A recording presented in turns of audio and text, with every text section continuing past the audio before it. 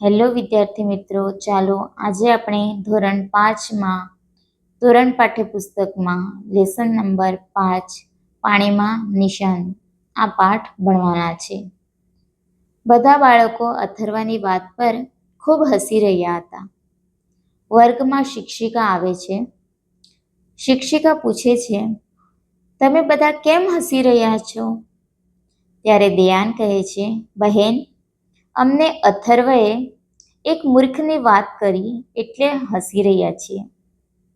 ત્યારે શિક્ષિકા કહે, હું તમને એક એવી જ બીજી વાર્તા કહું છું જેથી તમને હજુ વધુ હસવું આવશે. તો ચાલો લેસનની શરૂઆત કરીએ. ચકો નામનો એક વ્યક્તિ હતું. એ બુદ્ધિનો બારદાન એટલે જ મૂર્ખ, ઓછી બુદ્ધિવાળો.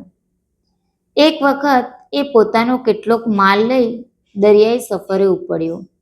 દરિયાની મુસાફરી કરવા માટે પોતાનો માલ લઈને ચકો જે છે એ જાય છે. એમાં એની પાસે કેટલાક ચાંદીના વાસણ પણ હતા.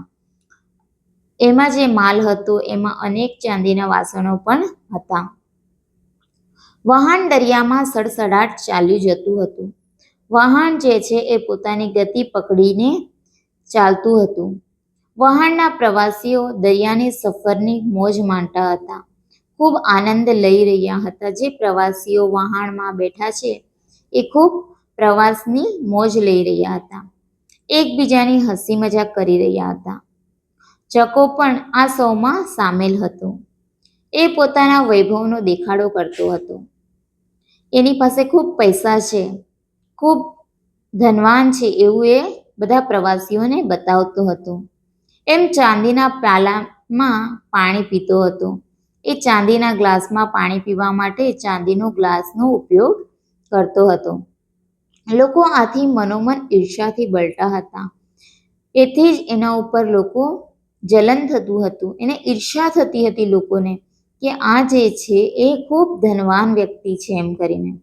આ બહુ ધનવાન લાગે છે, ચાંદીના પ્યાલામાં પાણી પીએ છે, એની પાસે બીજું શું નવું હોય? પ્રવાસીઓ વિચારે છે કે આ જે ચકો છે ચાંદીના વાસણમાં પાણી પી છે તો એના પાસે બીજી કોઈ વસ્તુની કમી નથી એવું બધા વિચારે છે. એ માણસ ચકાની પાસે ગયો.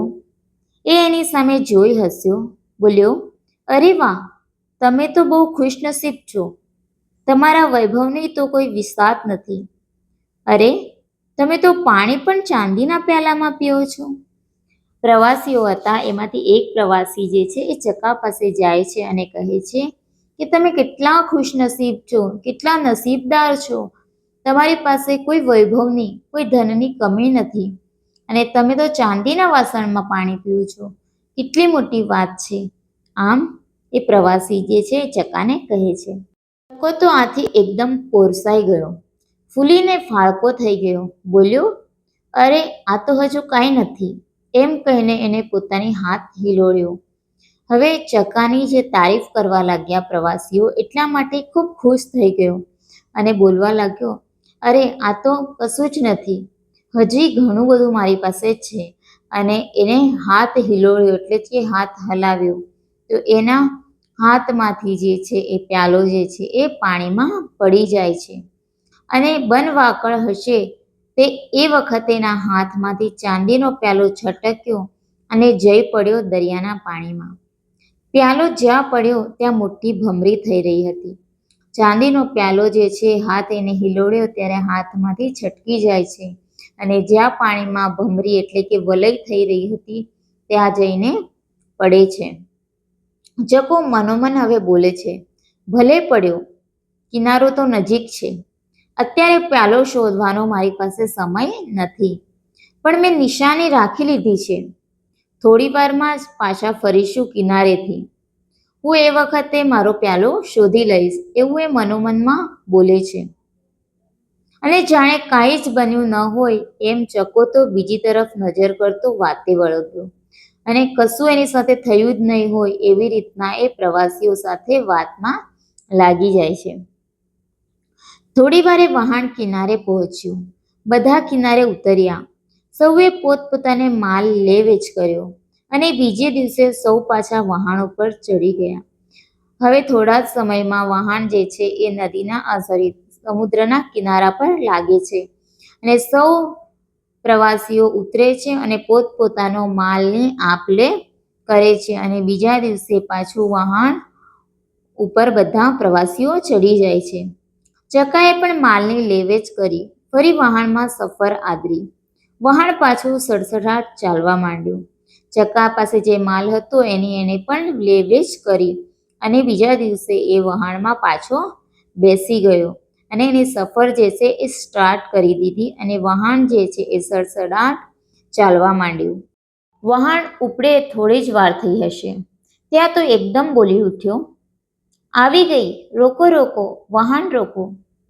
ત્યારે કપ્તાન કહે, શું આવી ગઈ? શું વાત છે? એવું વહાણનો કપ્તાન બોલ્યો.